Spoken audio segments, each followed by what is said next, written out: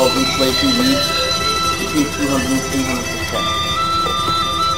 Growth was extremely low. It was actually in many countries negative, and the after effect of the 80s is still haunting many countries in Latin America today. So it was a quite a remarkable feat if one believes that there was some sort of relationship between economic stability and democratic stability, that democracy actually took a hold in that decade, and it has remained relatively stable since.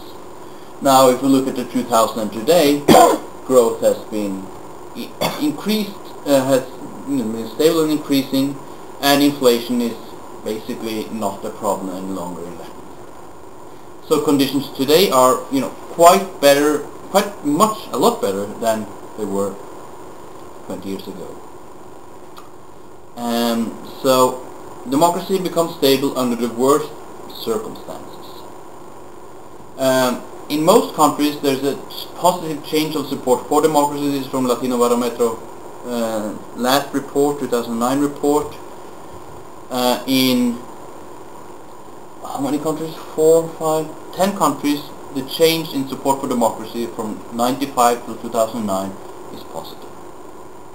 In 4 of these countries, it's more than 10 points change. El Salvador, Venezuela, Bolivia, Brazil. Of course, the change here depends somewhat on the timing, what occurred in these different countries in 1995 and what defined the regimes at that time. But still, most of the countries you see an increasingly popular support for some sort of democracy. And the negative trends are much weaker in the countries where they are weak, actually, than in the countries where you see a positive change in support. So, democracy is taking a hold. It's surviving under much, comparatively speaking, easier conditions macroeconomically today, and people in general are more in favor of democracy, whatever that word means, in the different countries. So things are becoming more stable. Nevertheless, and this list is not complete due to the last incidents,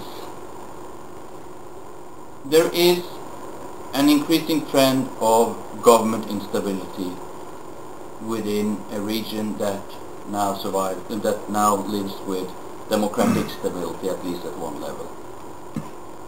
In Argentina, 2 presidents have fallen before the end of their term. In Bolivia, 3 presidents have fallen before the end of their term. In Brazil, it has happened once. In the Dominican Republic, once. In Ecuador, 3 presidents have been removed since the mid-90s, and 1 was almost out of the office last week. 1 vice president has also been removed in Ecuador in the mid-90s. In Guatemala, 1 president was removed, and there were attempts to remove Colom last year. In Paraguay, the impeachment of Raúl Cubas. In Peru, Fujimori went early. 2005, there were attempts to remove Toledo as well. And in Venezuela, Carlos Andrés Pérez was removed in 93. There were 2 coup attempts in 92. There was 1 coup in 10 years later. In addition, last year we had the Honduran crisis. A couple of years back, there were attempts to remove the President Bolaños of Nicaragua. So there are many crises where the government is removed for some reason. But there have been relatively fewer attempts to remove government and install a totally autocratic regime. Even in the cases where we have had plain coups, what has been installed is some sort of democratic charade or some sort of electoral democracy. In Peru, where Fujimori made his autovote in 92, he was forced to put in a new constitution that was met some sort of democratic standards. In Honduras, there was no question that the military would take power formally. They immediately installed a civilian president.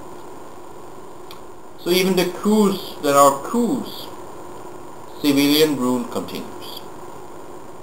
So times are quite different, and most of the incidents where presidents are removed are not coups as we know them at all. The military, as I mentioned, is a much less important actor today than it used to.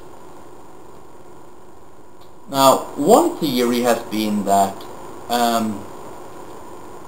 government instability has taken over as a form of instability after the after the end of the Cold War, because now you have democracy by default.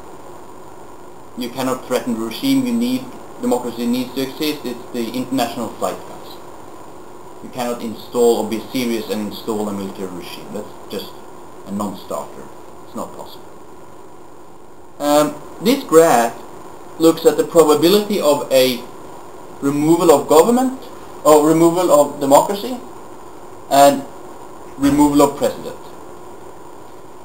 And it's interesting to see that the probability of a breakdown in Latin America is quite constant until 1970. Then it starts to go down.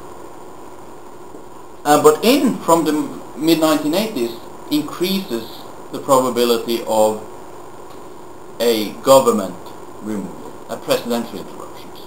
And now, this ends in 2005. I think it would have flattened about at the highest level of risk for democracy.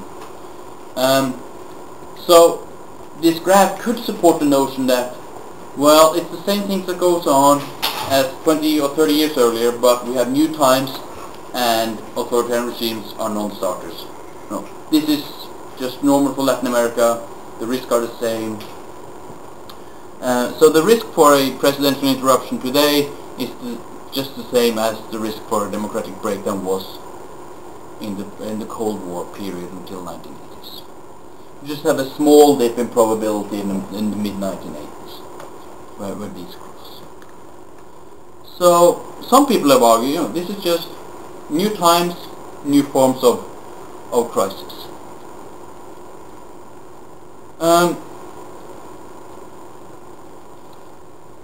But in earlier writings, I've said that these events are not the same as a democratic breakdown. They signify something new. They're not just the modern replacement of a democratic breakdown.